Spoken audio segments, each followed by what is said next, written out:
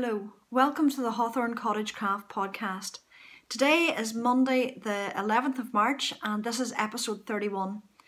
I'm Kate. You can find me on Instagram as Kate_Hawthorncottagecraft, on Ravelry as ARunnerBean, and there is a Ravelry group for the podcast called the Hawthorn Cottagecraft Podcast group. If you're a returning viewer, you're very welcome back. It's lovely to see you again. And if you're a new viewer, you're very welcome to the cottage. I hope you enjoy it here.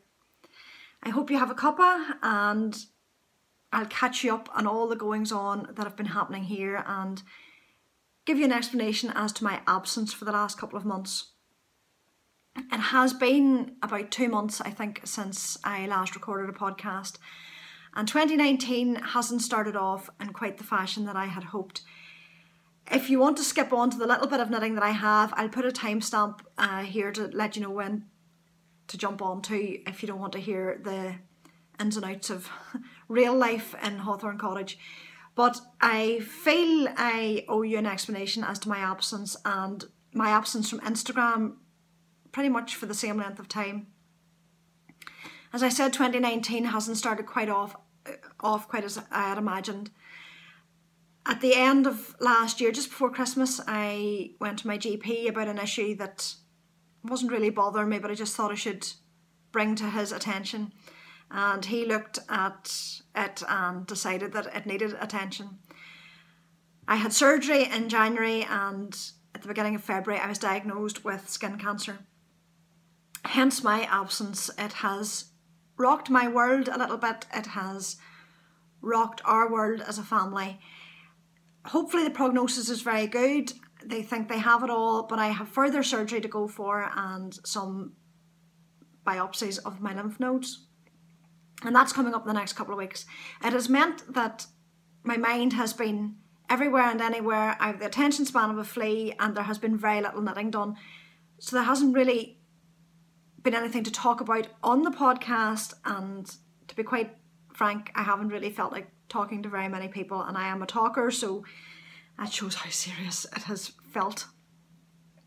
I informed everybody vaguely on Instagram and informed everybody that I wouldn't be going to Edinburgh Yarn Festival this year, regardless of when the surgery was going to be, because I didn't really want to be away from family any longer than I need.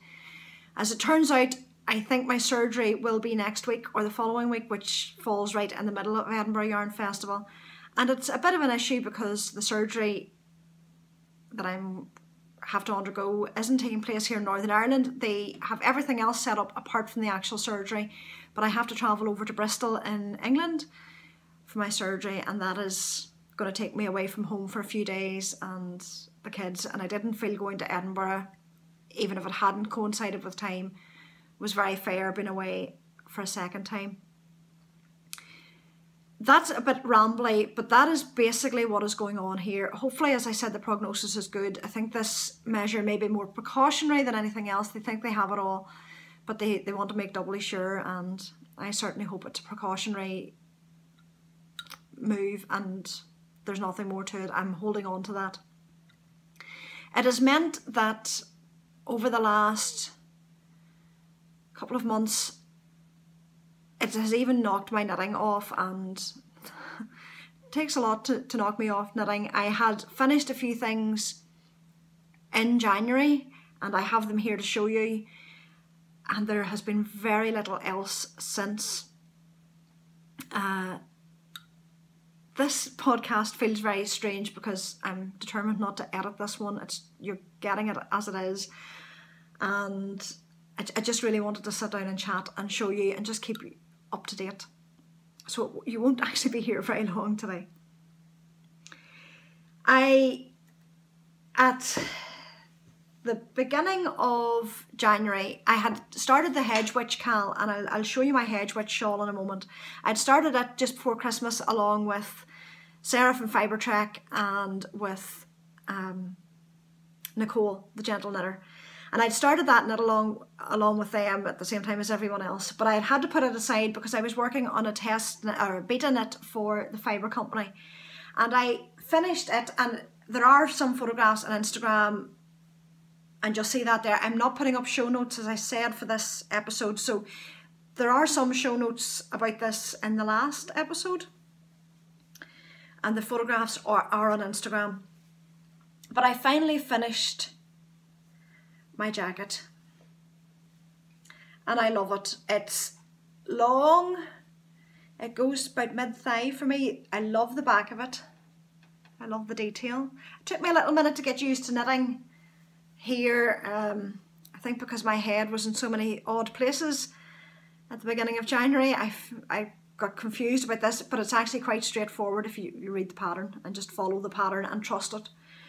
But I finished my jacket. I love it. I have worn it once. It's a more summer throw-on jacket than a winter jacket, so it's not a very warm piece, but it's going to be wonderful now for the spring and the summer, just to pull on over a t-shirt and jeans.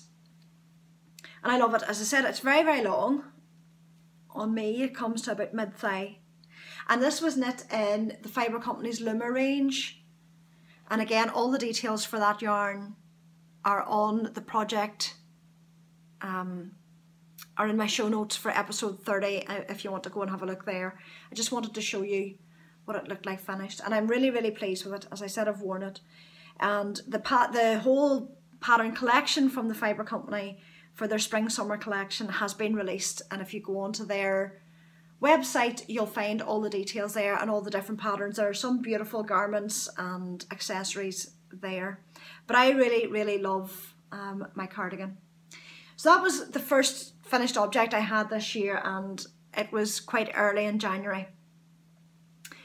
The other one then that had got put aside, as I said, but I got back to, and although I didn't finish it in time for the end of the cal, it wasn't too long after it that I finished my Hedgewitch shawl. And again, there are photographs of this on Instagram. It is huge. It goes all that way. It is the coziest shawl. I keep this on the back of a chair, and it's just lovely to wrap up in the evenings when it gets a bit cooler. I knit it in Let Lopey, and again the colours etc. are listed on episode 30's show notes if you want to go and have a look. But it's like a denim blue and a natural colour. This is the colour I had knit and the yarn I had used to knit my sweater for Rhinebeck, and I've blanked on the name of the Duchess sweater for Rhinebeck. And then I'd got the blue to go for this, and it's beautiful. The patterning is done on the wrong side initially, and some people didn't like doing that. They switched it around and actually did the pattern on the right side. But I really enjoyed working on this with the pattern on the wrong side, and then it all comes out. Let's try not to get the light. So that's the Hedgewitch shawl. Again, as I said, the notes are in episode 30, but I wanted to show you the finished object. It just feels like such a long time since I've spoken to you. This, I know, is very disjointed, and I hope you forgive me and give me a little bit of flexibility with this episode, because, yeah, I just wanted to check in with you. So that's the Hedgewitch shawl, and at the minute it's a lovely hug and a wrap in the evenings when I'm sitting, trying to muster up the enthusiasm to knit. So that was the second finished object, and the other finished object that I had since the beginning of January were these socks that I had shown you. This is the Morning Coffee sock by Litton, who is the crazy sock lady. I haven't photographed these at all, with not being on Instagram for the last month, really, I haven't put the photographs up. But I love these, and this is Bergère de France yarn. Imprime beige, and I can't remember the colour of the pink. Again, they're in episode 30 show notes. But I'm really, really pleased with them. It's a lovely pattern. I did my normal rib. It's 1 by 1. I think it's twisted rib. I did the pattern. The pattern is a very, very easy to remember pattern once you get it started. It's just a nice break from vanilla socks, but not a complicated pattern, so you could actually take it out and about and work on them. and it was a heel flap and gusset, which I'm really enjoying at the moment, and just the rounded toe that is in the pattern. So the pattern is Morning Coffee Socks by Litton, the crazy sock lady, and I've got these finished, and now that I have talked to you, I can wear them. Those are the finished objects, and those have been finished for a little while, and as I said, the knitting mojo has been very poor, but I have done a little bit. I've done a little bit here, and I'm doing lots of little things. I'm actually doing bits and pieces in the house. I have started to read a lot again. That's something I used to do a lot. I've got into a new series by Louise Penny, new to me, murder mystery set in Quebec and Canada, and I'm really, really enjoying those. So I've been reading, and I've been doing a little bit of knitting, and one of the things I have been knitting is a Canadian yarn in a Canadian colourway, and this is the Cozy Knitters Lumberjack colourway. How Canadian can you get? So it's the Cozy Knitter is a Canadian dyer, Canadian based dyer, and this is, as I said, one of her colourways. And I'm doing, I think this is the Vanilla Latte sock. So it's just a simple slip stitch pattern, and I just wanted to have a little bit of pattern. The self-striping just sings on its own without too much pattern. I did a 2x2 rib. Oh, I hope you like my stitch marker. I got this from my friend Holly, and it's a Canadian scent. Can't really see it. And because of the stripe, I wanted to keep the stripe, and there was a mini with the yarn, and I did the cuff and the toe, and I'm doing the afterthought heel in the contrast red and the matching red. But I wanted to keep the stripe, and to do that, the afterthought heel's the best, even though, as I said, I'm really enjoying the heel flap and gusset at the minute. So those I just have to Kitchener the end of the heel finished, and then cast on sock number 2. It's, as I said, beautiful, beautiful yarn. This is it caked up, and I think I have her label, the Cozy Knitter, and this is her Bliss, which is 80% superwash merino, 20% nylon, made in Canada. So I've been working a little on that. It's taken me quite a long time just to get that far up, but now that I'll get the second sock on, and that'll keep me moving with that. The other piece of knitting that I have been working on slowly is the sweater I had intended to be my Edinburgh sweater this year. I had wanted to use some of the yarn that I had bought in Edinburgh last year, and that's what I have done. I have picked out, I've been wanting to use this yarn now for a while, but I had never found quite the right project. I'm trying to find the label. Everything's sitting in front of me. I probably put the wrong label away. I had. So the yarn I'm using for this sweater is New Leaf Yarns, and this is a Scottish based company. I can't remember what episode, but last year before Edinburgh I had actually sampled some of their yarn, and I had liked it so much that I wanted to buy a sweater's quantity, which I did. And the yarn is a sport weight 4-ply, and it is 60% alpaca and 40% grey Shetland. And I love this yarn because it has the feel of hand spun. On the whole, it's very even, but sometimes you just get a little knobbly bit, and I quite really am enjoying knitting with this. It's very soft and squishy, and I am looking forward to seeing it finished up.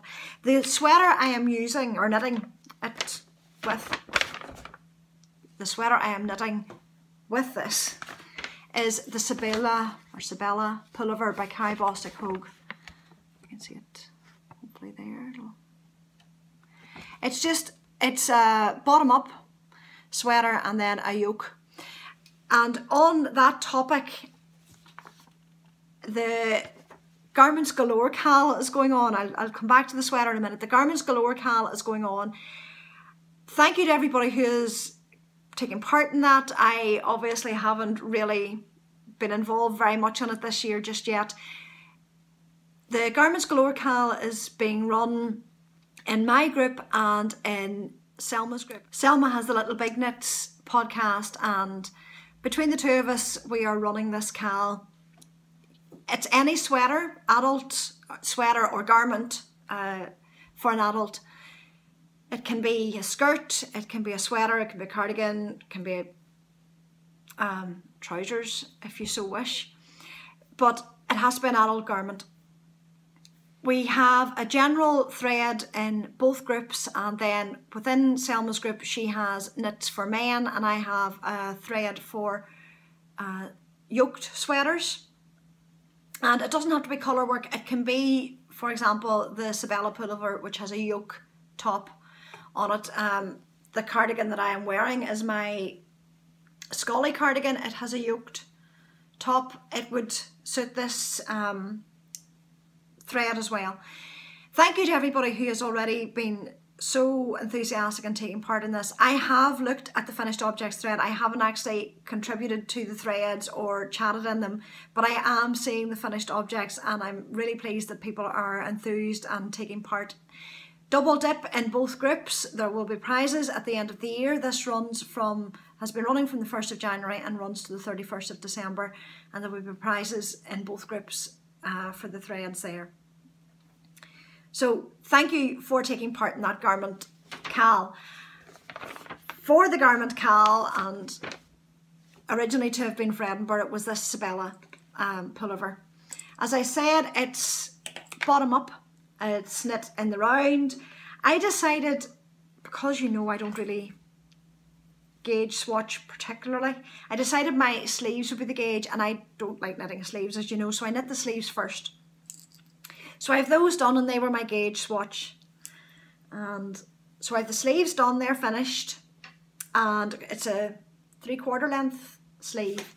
And I have started the body and I'm about 6 inches into it. And it's going to be a really, I think, quite a fluffy, comfy, cozy sweater. So I have to get to a certain distance and then I'll join all the bits and knit the yoke. And I'm really, really enjoying working on that when I do work on it. It doesn't require a lot of thought at this stage. It will once I get to the yoke, but at this stage it's just what I need. And when I sit down in front of the television at night, I get maybe a couple of rows done. There's certainly not the endless hours of knitting that I had been doing. But that's what I'm working on. I also have a project I want to start. It's socks. I will be travelling next week and I want to put on a fresh pair of socks to the needles. And this Sunday is St. Patrick's Day here in Ireland, and probably celebrated more around the world than it is here, but it is St. Patrick's Day, so I do feel I have to put on some green. And I was sent this beautiful yarn to try out and to show you on the podcast, and this is what I'm going to cast on with over the weekend, and it could be my travel knitting next week. And it is this beautiful yarn from Wee Sheep Yarns, and Wee Sheep Yarns is based in Ayrshire in Scotland. The dyer is Jane, and she has an Etsy shop, and I will put the details of that along the screen here. It is weesheepyarns.etsy.com, and this is her 75% superwash merino, 25% nylon sock yarn. And aren't those greens just beautiful? Hopefully you can see them. I'm not getting blown there. So I'm going to put on a pair of socks to the needles with that over the weekend. I'm looking forward to knitting with it. There are lovely specks through it. They're little. The light's blowing this out, unfortunately. But there are specks of blue in there. There's creams and beiges. I'm looking forward to getting those on. I think I'll put a little pattern. I'm not sure which pattern to knit with these yet. I think I want something patterned but simple. It might be the blueberry waffle socks, I think, for this. Something simple. So that's what I am about to put on the needles. Go to Jane's shop and you will see all her beautiful yarns there. And I'm looking forward to it, and I'll show you the progress of those on the next episode, whenever that may be. That is really all I have. I've really rattled through it today. It's a short episode.